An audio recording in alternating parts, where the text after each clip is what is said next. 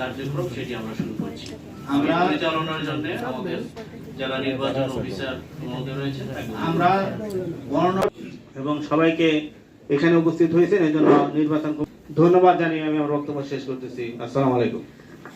ধন্যবাদ। আমাদের সেটা আপনারা এখন বলতে পারেন সংক্ষিপ্তভাবে। আমরা এটা করে তারপরে আমাদের এসপি মহোদয় কথা বলবেন। এরপর আচরণবিধিতে বলা আছে যে তফসিল ঘোষণার তারিখ থেকে 2 নম্বর পয়েন্টের 6 নম্বর আজকেও যদি কেউ নির্বাচনী প্রচারণা বিধি লঙ্ঘন করে তাহলে সেটা শাস্তিযোগ্য অপরাধ হবে।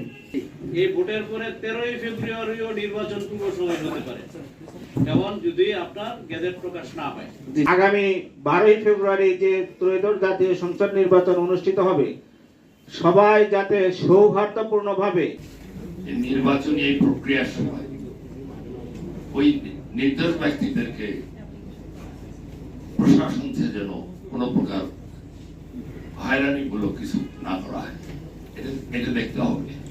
চিহ্নিত ব্যক্তি থেকে আপনারা ধরেন সেটার বিষয়ে আমাদের কোনো আপত্তি নেই, কিন্তু তারা চিহ্নিত না, নির্দোষ, মামলায় তাদের নাম নেই, এই ধরনের লোককে আমরা সাথে করে নিয়ে যদি ঘুরে পাড়ায় পাড়ায় মহল্লায় যদি আমাদের পক্ষে নিয়ে আসতে পারি, আমাদের প্রতিপক্ষরা যদি তাদেরকে তদবির করে তাদেরকে হয়রানিমূলক হুমকি প্রদর্শন করে যদি কাজ করতে পারে, আমাদের সাথে আপনারা বলছেন এখানে সৌহার্দ্য সম্প্রীতি সবই বজায় আছে, আমাদের এটা উপরে উপরে ঠিকই আছে, ভিতরে একটু আমাদের সমস্যা আছে। এই বিষয়টা উল্লেখ করলাম, আপনারা দেখবেন। ধন্যবাদ। এই কনস্টিটিউন্সি এতটি তো এইটা সিলেক্টিভ, যেমন ওই কনস্টিটিউন্সি 3000 বলেছেন, কোথাও 2000, এটা সেগ্রিগেট করে দেওয়া যায় কিনা, কারণ অলরেডি যারা প্রিন্ট ডাউন করেছে আর কি, আবার সে পুরোটাই প্রিন্ট না করেছে, সে তো এটা এক্সক্লুড করতে পারবে না। এটি করা যায় কিনা, সিলেক্টিভ করা যায় কিনা, তাহলে আপনি শুধু ওই পার্টটুকু দিয়ে দিলেন। জেলা প্রশাসক মহোদয় এবং আমাদের পুলিশ সুপার মহোদয়ের সঙ্গে দেখা করে ব্যক্তিগতভাবে উপস্থাপন করেছিলাম, এবং আমি এই তাদের এই দুইজন আমাদের বাবু ভাই এবং এর সঙ্গে তারা সবার সম্মানের বিষয়টি উপস্থাপন করেছেন। বিষয়টির প্রতি মানে খুব সিরিয়াসলি দেখার জন্য আমি অনুরোধ করছি, যাতে কোনো নির্দোষ লোক হয়রানির শিকার না হয়। এবং এখানে অনেক রকম মানে মানে খেলা চলছে, এবং কিছুটা আমি আরো একটু স্পষ্ট করে বলি, বাণিজ্য চলছে।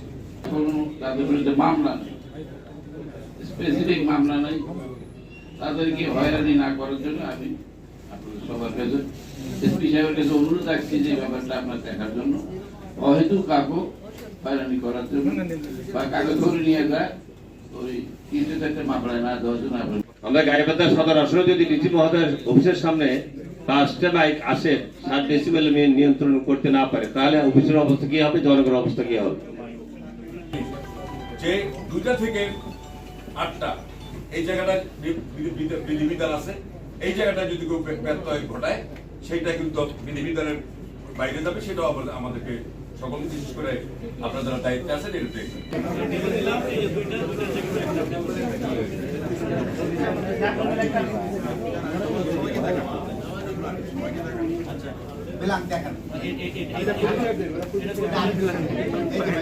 দেখি দেন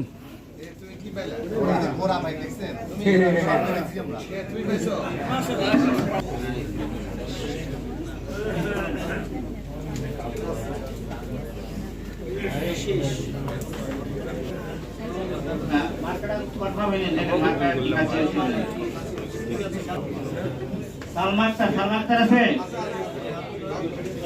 আপনি কি মার্কা চেয়েছেন? সালমানটা